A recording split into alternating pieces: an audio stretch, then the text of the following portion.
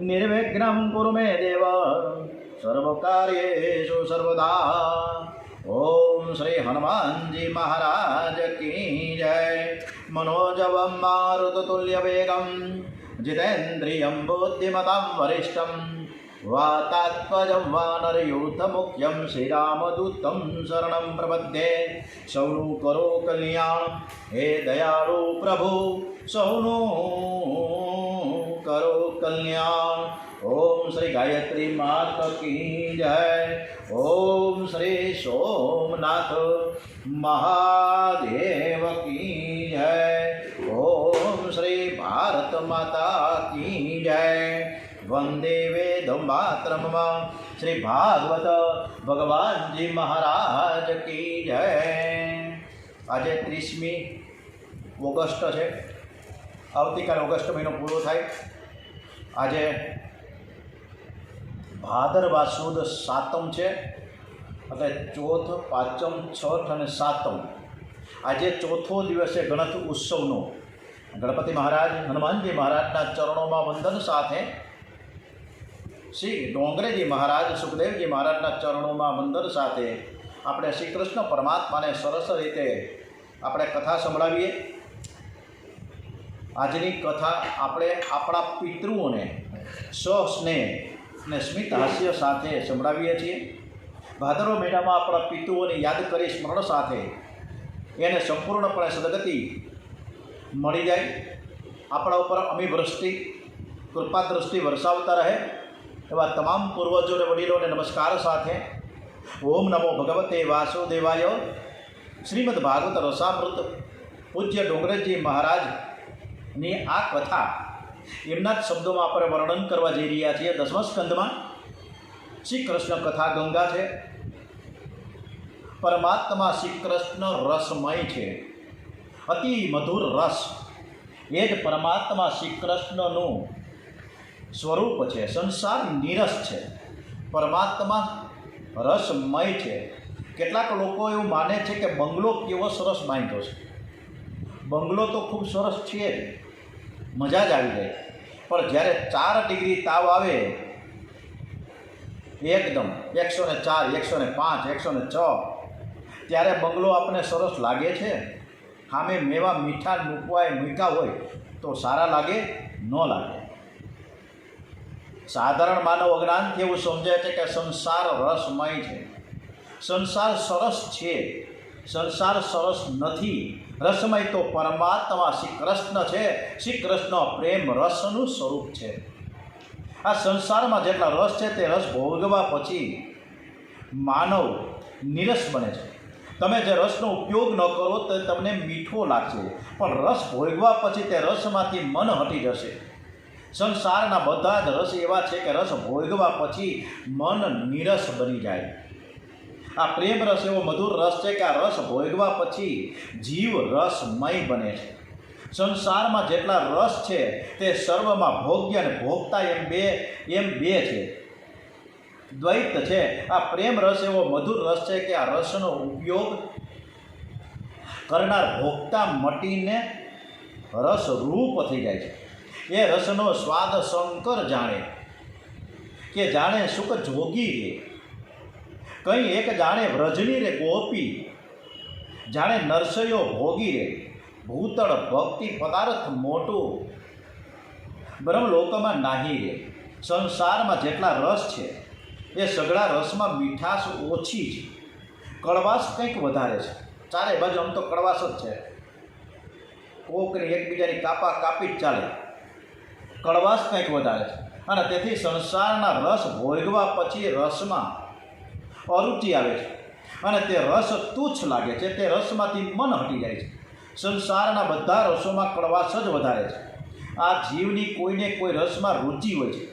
કેટલાકને હાસ્ય રસ બહુ ગમે તો એવું સમજે કે મહારાજ કથામાં બહુ હસે ને હસાવે એટલે કથા બહુ સારી છે, મજા આવી જાય।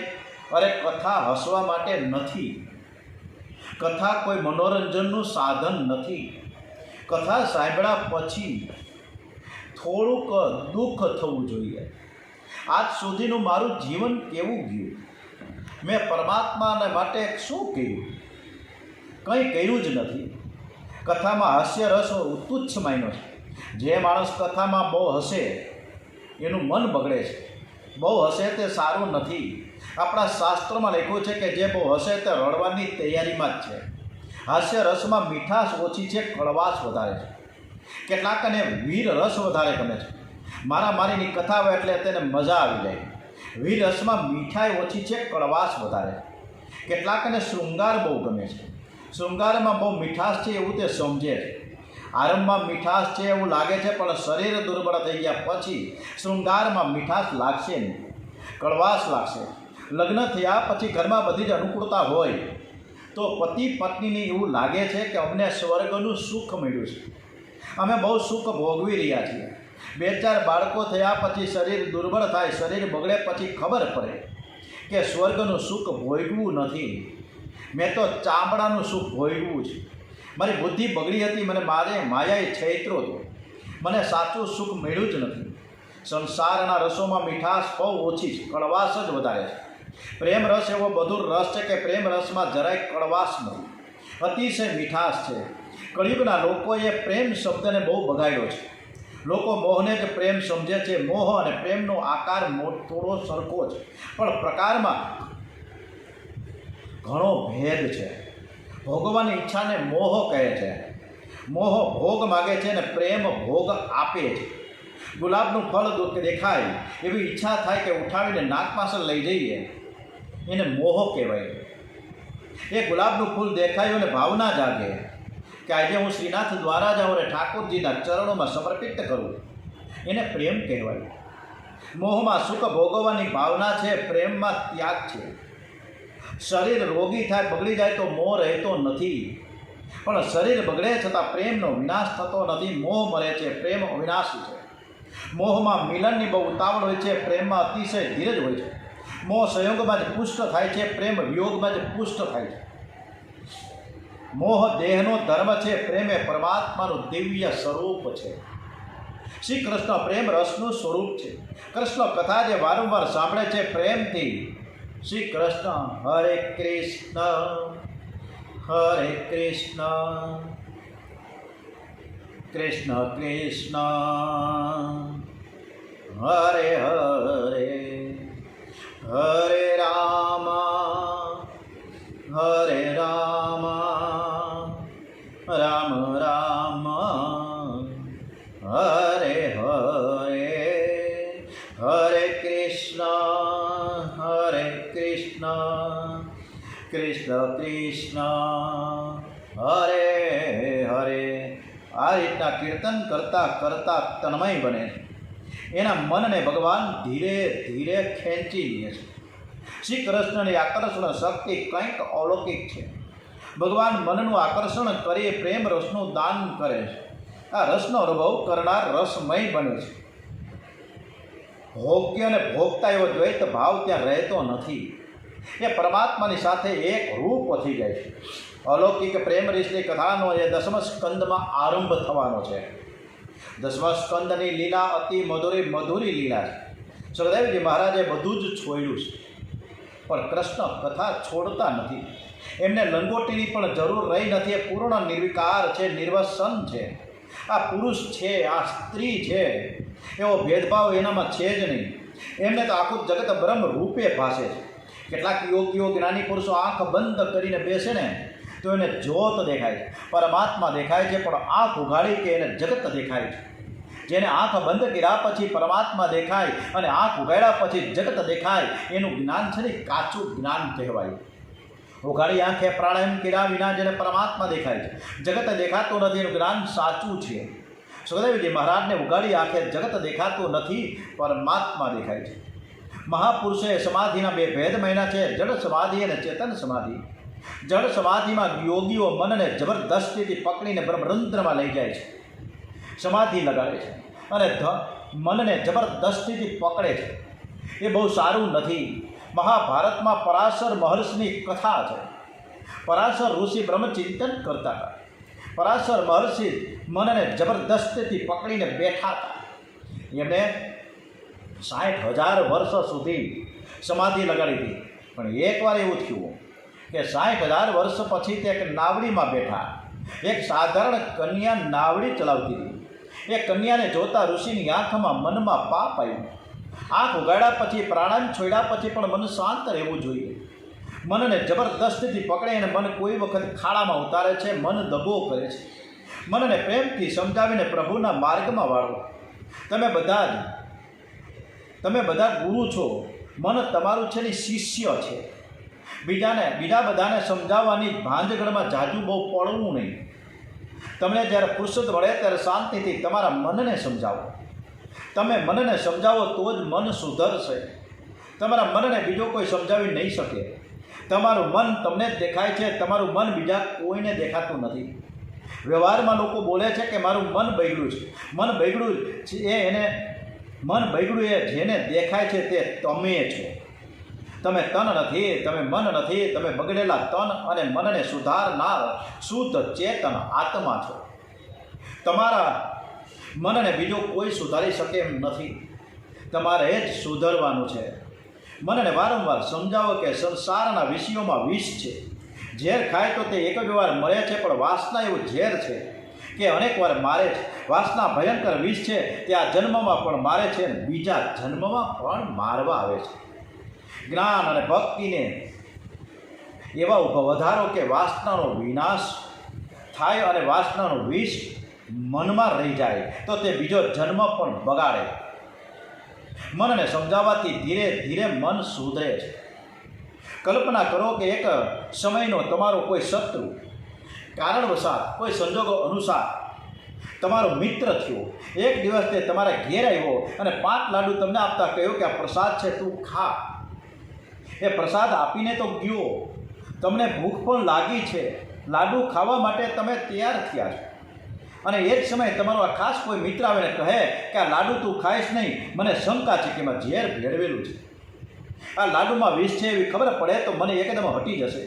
સંસારના વિષયોમાં વાસનાનું વિષ છે. એ થોડો સમય સુખનો ભાસ કરાવે છે, પરિણામમાં રડાવે છે.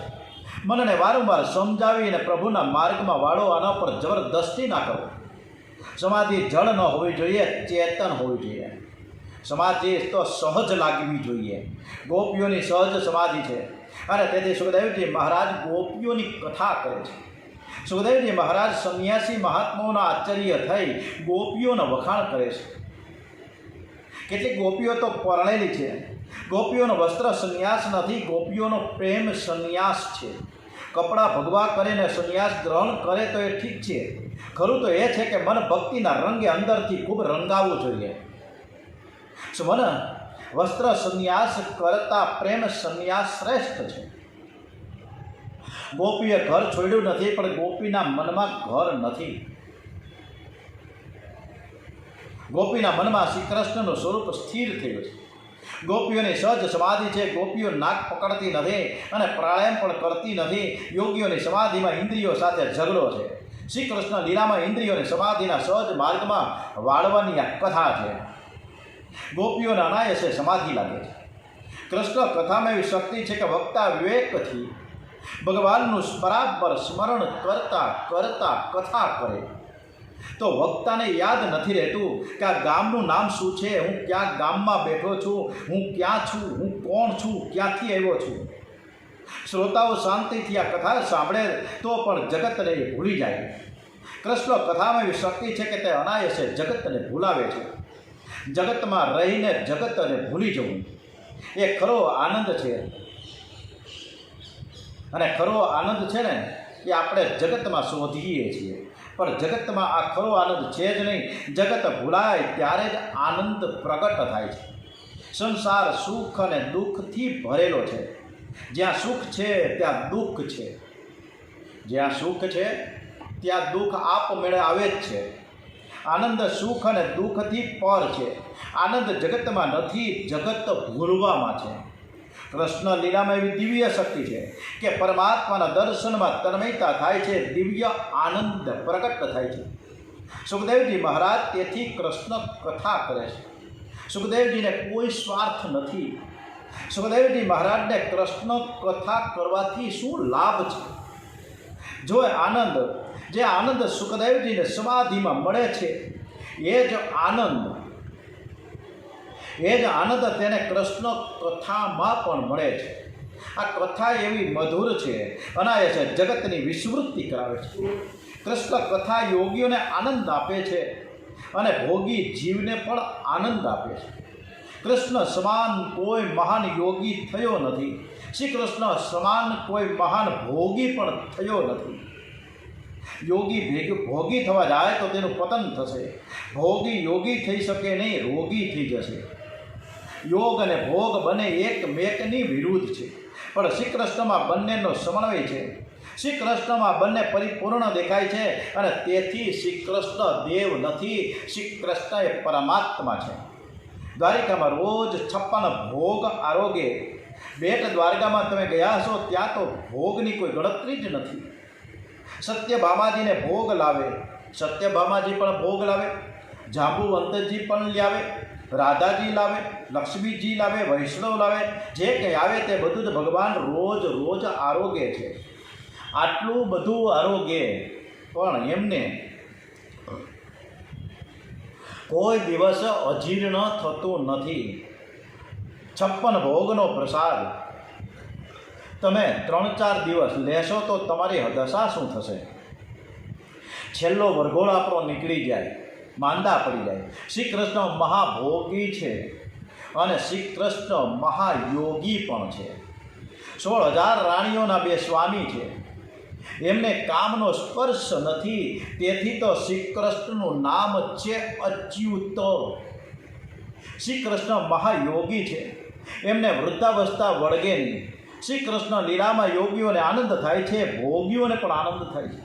શ્રી કૃષ્ણ કથા એવી મધુર છે કે ગ્રહસ્થને આનંદ થાય છે, સંન્યાસીને આનંદ થાય છે. શ્રી કૃષ્ણ લીલામાં બાળકોને પણ આનંદ થાય, સ્ત્રીઓને પણ આનંદ થાય, વૃદ્ધોને પણ તો અતિ આનંદ થાય છે. આ કથા એવી દિવ્ય છે, સર્વને આનંદ આપનારી છે. નાસ્તિક પણ આ કથા સાંભળીને આસ્તિક થઈ જાય છે. આ કથાના શ્રવણથી પ્રભુમાં પ્રેમ જાગે છે. તમે વધુ શાંતિથી આ કથા સાંભળશો તો તમને પણ વધુ આનંદ થશે. તમને કોઈ વખત એવો ભાસ થશે કે અત્યારે હું ગોકુળમાં બેઠો છું, હું વૃંદાવનમાં બેઠો છું. અનાયાસે તમે જગતને ભૂલી જશો તો જગત ભૂલાય માટે ભૂલી જશો. જગત ભૂલવા માટે યોગીઓ નાક પકડે છે, પ્રાણાયામ કરે છે, આંખ બંધ કરીને બેસે છે, છતાંય જગત ભૂલાતું નથી. શ્રી કૃષ્ણ કથામાં અનાયાસે જગતની વિસ્મૃતિ થાય છે, અલૌકિક આનંદ પ્રકટ થાય છે. શ્રી કૃષ્ણ લીલા એ નિરોધ લીલા છે. જગત વિસ્મૃતિપૂર્વક પરમાત્માના ચરણમાં તન્મયતા થાય એને જ નિરોધ કહે છે. શ્રી કૃષ્ણ લીલાના શ્રવણ ચિંતનથી આનંદ આ પ્રગટ થાય છે. માનવને મરતા પહેલાં જે મુક્તિનો આનંદ મળે છે, સર્વને આનંદ આપનારી આ કથા છે, આ લીલા છે શ્રી કૃષ્ણ ભગવાનની. સુખદેવજી મહારાજે આ લીલા કથા પણ એવી જ કરી છે. પરીક્ષિત રાજા કથા શ્રવણ કરતા જગતને ભૂલી જાય, દેહ ભાન ભૂલી જાય. પછી તક્ષક નાગ કરડે તોય શું, ન કરડે તોય શું. તક્ષક નાગ આત્માને કરડવાનો નથી, શરીરને કરડવાનો છે. પરમાત્મામાં તન્મયતા થાય, દેહ ભાન ભૂલાય તો મરતા પહેલાં મુક્તિ છે. પછી તક્ષકના કરડે તોય શું. બંધન મનને છે, મૃત્યુ તનને છે. આત્માને બંધન નથી, આત્માને મૃત્યુ નથી. રાજાને મરતા પહેલાં મુક્તિ મળે એવી આ કથા સુખદેવજીએ કરી છે. પરીક્ષિત રાજાને સુખદેવજી મહારાજની કથામાં બહુ જ આનંદ આવ્યો છે. 10મા સ્કંદના આરંભમાં રાજાએ સુખદેવજી મહારાજાને પ્રશ્ન કર્યો છે કે આપે સૂર્યવંશની ચંદ્રવંશની કથા તો સંભળાવી, પણ કૃષ્ણ કથામાં આપે બહુ સંક્ષેપ કર્યો છે. વિસ્તારપૂર્વક આ કૃષ્ણ કથા સાંભળવાની ઈચ્છા છે. સુખદેવજી રાજાને કહ્યું કે 5-6 દિવસ થઈ ગયા છે, તે હજુ કંઈ ખાધું નથી, તે હજી કંઈ પીધું નથી. તું થોડોક આરામ કર, તું થોડોક જલપાન કરી લે અને પછી હું કૃષ્ણ કથા તને સંભળાવું. ત્યારે પરીક્ષિત રાજાએ કહ્યું કે શ્રુદ્ધા દુસોહના બાધે તજ્યો યદ્યપિ મેજલ સરયુ આપ સુખ મુખા મોંજે પિતા હરિ કથા અમૃત. હે મહારાજ, આ કથામાં એવો આનંદ આવે છે કે મને ભૂખ લાગતી નથી, મને તરસ લાગતી નથી, મને પાણી પીવાની પણ ઈચ્છા થતી નથી. ભાગવતમાં તેવું લખ્યું છે કે ભક્તિ રસમાં, પ્રેમ રસમાં મન તરબોળ બને તો ધીરે ધીરે ભૂખ અને તરસ ઓછા થતા જાય છે. જેને ભક્તિનો આનંદ મળે છે એને અંદરથી એનો ભક્તિનો રંગ લાગ્યો છે, એની ભૂખ ઓછી થાય છે, એને તરસ લાગતી નથી. કૃષ્ણ કથામાં રાજાનો પ્રેમ જોઈને સુખદેવજી મહારાજ બહુ રાજી થયા છે. ओ मेरा रंग दे बसंती चोला, मेरा रंग दे बसंती चोला, मेरा रंग दे बसंती चोला, मेरा रंग दे बसंती चोला. હે રાજન ધન્ય છે, બહુ શાંતિથી બહુ પ્રેમથી તું મારી કથા સાંભળશ. તેથી જગતને ભૂલીને ભગવાનમાં તન્મય થઈને મારા શ્રી કૃષ્ણના દર્શન કરતાં કરતાં હું આ કથા કરું છું. તારો હું ઉપકાર માનું છું. આજે પણ તમે બધા જ પરીક્ષિત શ્રીઓ ઘણા વર્ષથી આપણે કથા કરીએ છીએ અને તમે સાંભળો છો, એટલે તમારો પણ હું આભાર વ્યક્ત કરું છું. સાથે સાથે યુટ્યુબમાં જે હમણાં 2 દિવસથી ફરીથી 33 નંબરના પાર્ટથી ચાલુ થઈ ઘણા શ્રોતાજનો સાંભળે છે, એ દરેકનો હું આભાર વ્યક્ત કરું છું. સુખદેવજી મહારાજ શ્રી રાધા કૃષ્ણનું સ્મરણ કરે છે. શ્રી કૃષ્ણ ભગવાનને વંદન કરીને કહે છે કે રામજીની કથા બહુ સરળ હતી, રામલીલાનું મેં વર્ણન જ નથી કર્યું, પણ તમારી બધી જ લીલા તો અટપટી છે. હવે તમે હૃદયમાં બિરાજો અને તમારી કથા કરું. અને હું જ્યારે તમારી કથા કરવા બેસીશ ત્યારે તમે અમારી સન્મુખ આવીને બેસજો. હું તમારા દર્શન કરતો રહું, હું તમારું સ્મરણ કરતો રહું, હું તમારા ચરણમાં વંદન કરતો રહું. 10મા સ્કંદની કથામાં હું કથા કરું છું. એ સુખદેવજી મહારાજ ભૂલી ગયા છે. જે વક્તાને યાદ આવે કે હું પંડિત છું, હું શાસ્ત્રી છું, હું ભણેલો છું, લોકોને ઉપદેશ કરું છું, એની કથામાં પ્રભુ જલ્દીથી પધારતા નથી.